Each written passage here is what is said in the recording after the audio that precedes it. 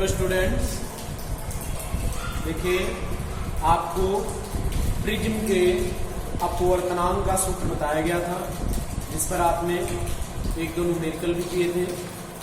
Prism के अपवर्तनांक का क्या सूत्र है? प्रिज्म के अपवर्तनांक का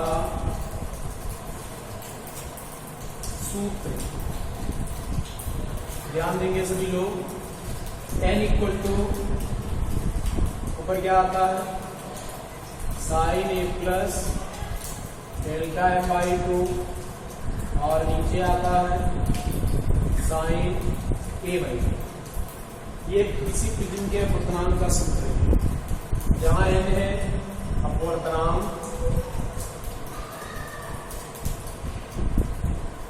ए प्रिज्म का कोण और जो ये डेल्टा एम था ये है आपका न्यूनतम विचलन। न्यूनतम विचलन इस सूत्र की सहायता से यदि हमें एन और ए पता हो तो डेल्टा एम का मान ज्ञात किया जा सकता है, और यदि ए और डेल्टा एम पता हो तो प्रिज्म के अपवर्तनांक का मान ज्ञात किया जा सकता है। देखिए आपने न्यूमेरिकल जो किए थे उसके बाद में आपको लिखना है कि एक ऐसा प्रिज्म जिसके लिए प्रिज्म कोण का मान बहुत कम है। प्रिज्म कोण ए का मान लगभग 4 या 5 डिग्री है। ठीक, देखिए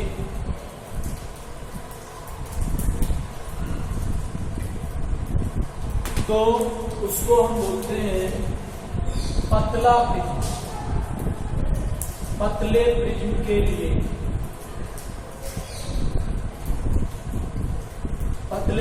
लिए जिसके लिए ए का मान 5 डिग्री या 4 डिग्री से कम होगी या बराबर होगी, तो ऐसे प्रिज्म को हम पतला प्रिज्म कहते हैं। ध्यान देना, ये आपको नोट करना है। ऐसा प्रिज्म हो जिसका ये वाला कोण, ये वाला एंगल बहुत ही कम हो, लगभग 5 डिग्री, 4 डिग्री, 3 डिग्री, 2 डिग्री। ठीक है, इस प्रकार से एंगल का मान, तो ऐसे प्रिज्म को पतला प्रिज्म कहा जाता है। तो पतले प्रिज्म के लिए अपवर्तनांक का क्या सूत्र होगा? उसके लिए डेल्टा एम की वैल्यू कैसे ज्ञात करेंगे? तो देखो पतले प्रिज्म के लिए जो हम ये लिखते हैं sine A plus delta M by 2, इसको लिखा जा सकता है A plus delta M by 2। ठीक, कई लोगों की अपनी कॉपियां देखी हैं तो उनमें ये डेल्टा एम को साइन लिख रहे हैं, गलत है। ये आप डेल्टा बनाएंगे और डेल्टा के सफिक्स में एम लिखेंगे। इसका अर्थ है, डेल्टा का अर्थ है विचलन कोण और एम का अर्थ है मिनिमम, तो न्यूनतम विचलन कोण, इसीलिए इसको बोला गया है। ठीक, डेल्टा एम डेल्टा मिनिमम। ठीक, और साइन ए बाई 2 को लिख देंगे ए बाई 2। ठीक, पतले प्रिज्म के लिए ऐसा है, तो इसलिए इनका सूत्र क्या था आपके पास? इनका फार्मूला था sine A plus delta M by 2 और नीचे क्या था साइन ए बाई 2। तो पतले प्रिज्म के लिए sine A plus delta M by 2 A plus delta M by 2 लिख सकते हैं। तो ऊपर क्या आ जाएगा A plus delta M by 2, नीचे क्या आ जाएगा ए बाई 2। ठीक है, ऊपर आ जाएगा A plus delta M by 2, नीचे ए बाई 2, ये 2 से 2 काट देंगे। ठीक, अब आपके पास क्या आएगा? देखो ये आएगा n इक्वल टू, ऊपर आएगा a प्लस डेल्टा एम, नीचे तेरे गुणा कर दो, तो na इक्वल टू क्या आ जाएगा a प्लस डेल्टा। a को इधर ले आए तो ये na माइनस a बराबर डेल्टा एम आ जाएगा।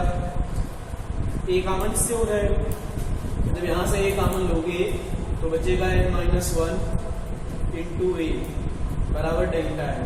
या डेल्टा एम बराबर क्या हो जाएगा n-1 इंटू, अगर कोई हमें पतला प्रिज्म दिया जाए तो पतले प्रिज्म के लिए न्यूनतम विचलन कोण का मान होता है डेल्टा एम बराबर n-1 इंटू ए।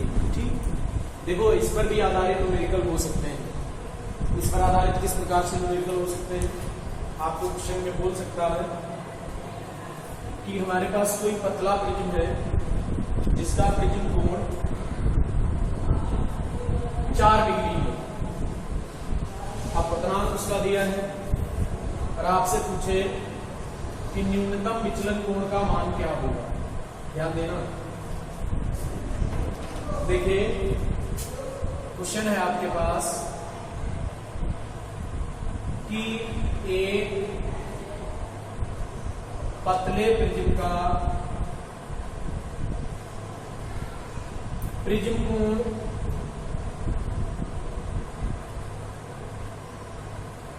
4 डिग्री तथा अपवर्तनांक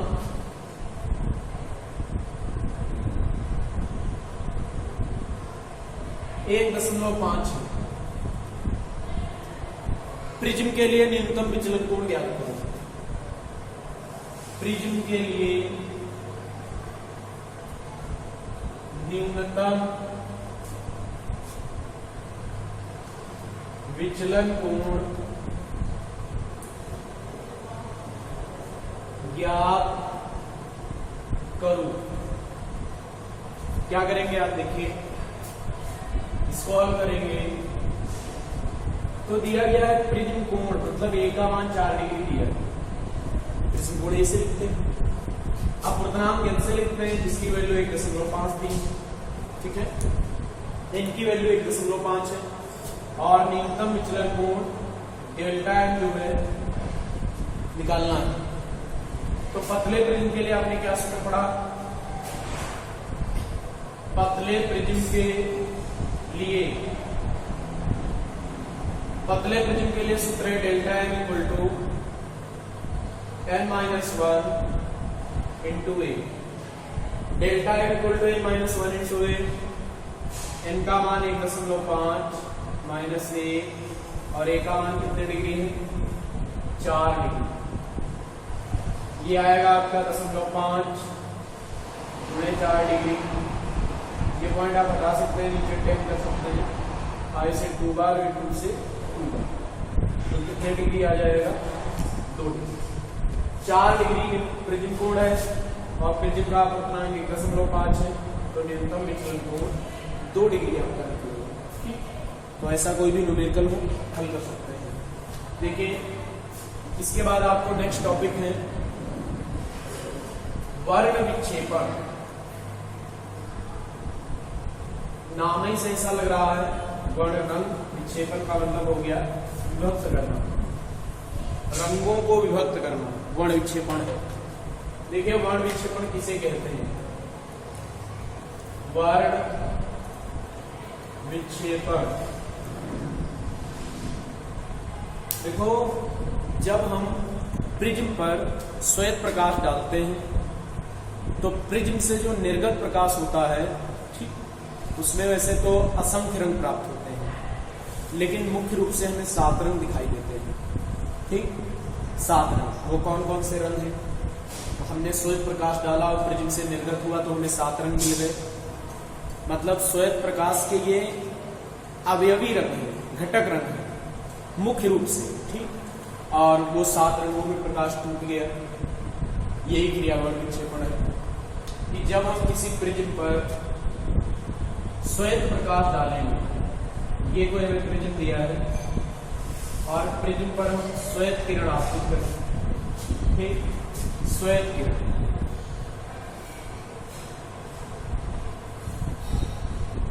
ठीक, और प्रिज्म से जब प्रकाश निर्गत हो तो उसके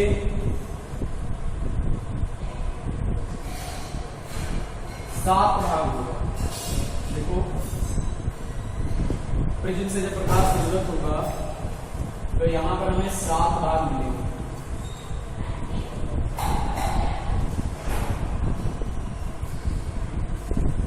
इस प्रकार से। और वो 7 रंग कौन कौन से होंगे? सबसे पहले वायलेट, इंडिगो, ठीक है, blue, green, yellow, orange, red. ठीक, देखो इसको पढ़ते समय आप थोड़ी बुक की हेल्प लेंगे, वहां पर आपको रंगों का क्रम बहुत अच्छे से समझ में आएगा। हमने यहाँ पे इस प्रकार से बना दिया कि ये सबसे पहले तो बोला ये वाला लगा है, वायलेट है, फिर इंडिगो है, फिर ब्लू है, फिर ग्रीन है, फिर येलो है, फिर ऑरेंज है, फिर रेड। ठीक, मतलब हमें रंग ऐसे प्राप्त हुआ। विबग्योर,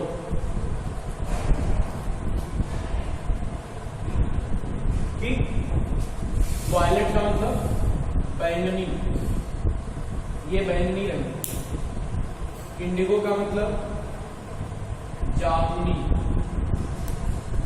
इसका अर्थ है नीला, ये हरा ग्रीन, येलो पीला, ऑरेंज नारंगी, रेड लाल। बस यही क्रिया वर्णिक्षेपण है कि प्रिज्म द्वारा श्वेत प्रकाश को उसके अवयवी रंगों में विभक्त करने की क्रिया वर्णविक्षेपण कहलाती है। ठीक, लिख देंगे यहां पे कि प्रिज्म द्वारा श्वेत प्रकाश को उसके अवयवी रंगों में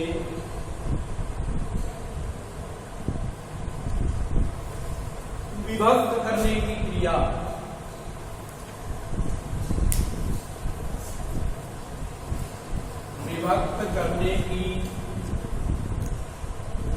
क्रिया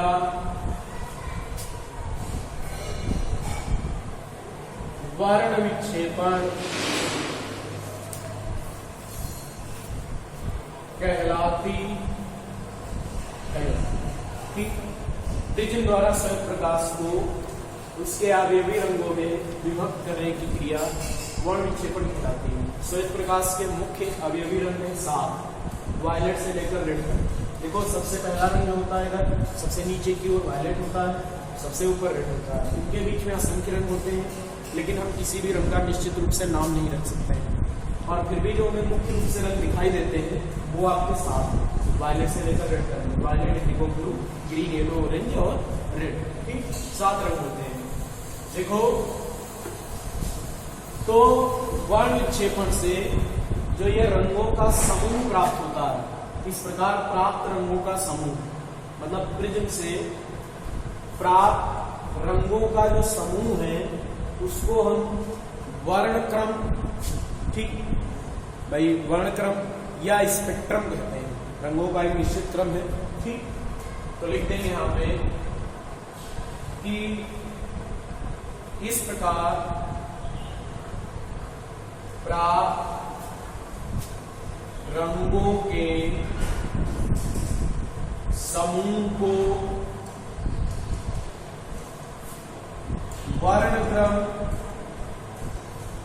वर्णक्रम या स्पेक्ट्रम कहते हैं।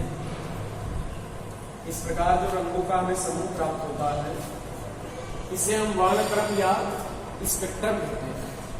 तो चूंकि इस श्वेत प्रकाश में वस्तुओं को देख पाते हैं तो ये दृश्य प्रकाश है, दृश्य प्रकाश का स्पेक्ट्रम है ये। ठीक, दृश्य प्रकाश का स्पेक्ट्रम, दृश्य प्रकाश का स्पेक्ट्रम क्या है? विबग्योर, तो हम आपको मालूम है ये दृश्य प्रकाश का स्पेक्ट्रम है। ठीक, लेकिन कभी कभी क्वेश्चन मान लीजिए कहता है कि सूर्य के प्रकाश में कितने रंग होते हैं, तो ये घटक रंग मुख्य रूप से साथ में दिखते हैं लेकिन होते असंख्य रंग, जिनका हम नाम नहीं दे सकते। और 7 रंग ऐसे मुख्य रूप से एक साथ दिखाए जाते हैं। अच्छा, इन सभी रंगों में जब प्रिज्म से प्रकाश निकलता है तो सभी रंगों का प्रकाश विचलित होता है। सबसे ज्यादा विचलन किस रंग का होता है? सबसे ज्यादा विचलन होता है बैंगनी रंग का, उससे कम इंडिगो, फिर ब्लू, फिर ग्रीन, फिर उससे कम येलो, फिर उससे कम ऑरेंज, और सबसे कम किसका? रेड। सबसे कम विचलित होता है लाल रंग और सबसे ज्यादा विचलित होता है बैंगनी रंग। इसका मतलब बैंगनी रंग का जो विचलन कोण है सबसे ज्यादा है और लाल रंग का विचलन कोण सबसे कम है। ठीक, यही कारण भी है। अगर कहा जाए, यहां पर लिख दे रहे हैं कि वर्ण विक्षेपण का कारण, कभी ये आए तो वर्ण विक्षेपण का कारण है कि प्रिज्म के लिए, या प्रिज्म जिस पदार्थ से निर्मित है उस पदार्थ के लिए विभिन्न रंगों का अपूर्णांक अलग अलग है। मतलब ये जो 7 रंग होते हैं, इन सभी रंगों के लिए प्रिज्म का अपूर्णांक अलग अलग है। बैंगनी के लिए अपूर्णांक कुछ और है, इंडिगो के लिए कुछ और है, ब्लू के लिए कुछ और है, रेड के लिए कुछ और है। ठीक, और सबसे ज्यादा अपूर्णांक होता है बैंगनी रंग का। सबसे ज्यादा अपूर्णांक बैंगनी रंग का होता है और सबसे कम अपूर्णांक होता है लाल रंग। तो सबसे ज्यादा विचलन कोण बैंगनी रंग का होगा, सबसे कम विचलन कोण लाल रंग का होगा। इसीलिए बैंगनी रंग वाला प्रकाश में ज्यादा विचलित होता है और लाल रंग वाला प्रकाश कम विचलित होता है। तो यहाँ पर हम लिख भी सकते हैं कि वर्ण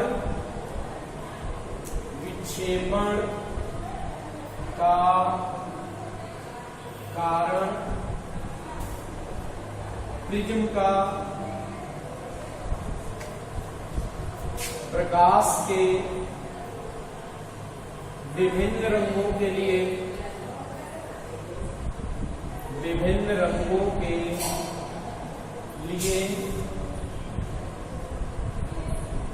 अपवर्तनांक तथा विचलन कोण का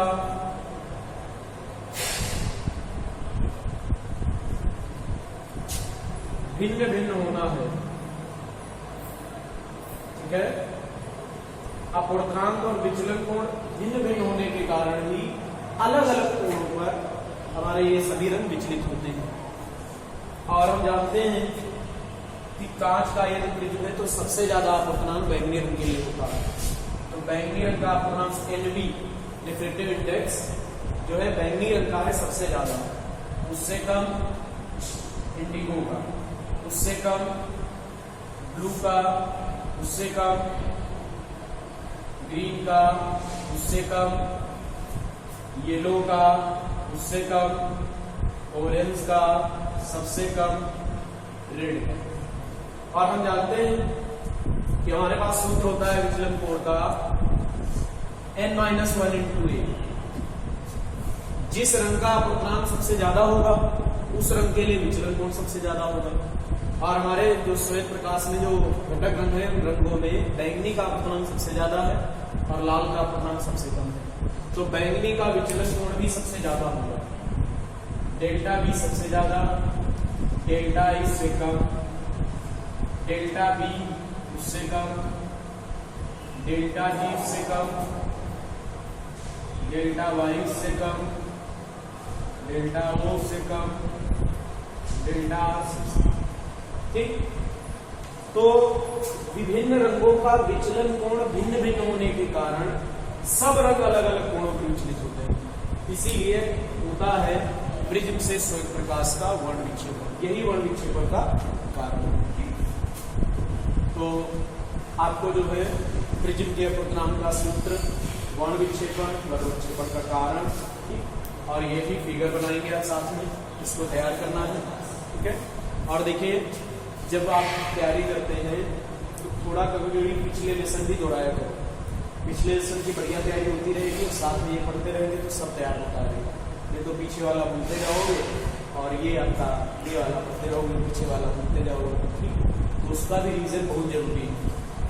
इसके बाद इसमें एक घटना बचती है प्रकाश का प्रतिबिंब, जिस पर आधारित कई घटनाएं होती हैं। आकाश का नीला दिखाई देना, सूर्योदय था, सूर्यास्त के समय सूर्य का रंग जो है लाल दिखाई देना।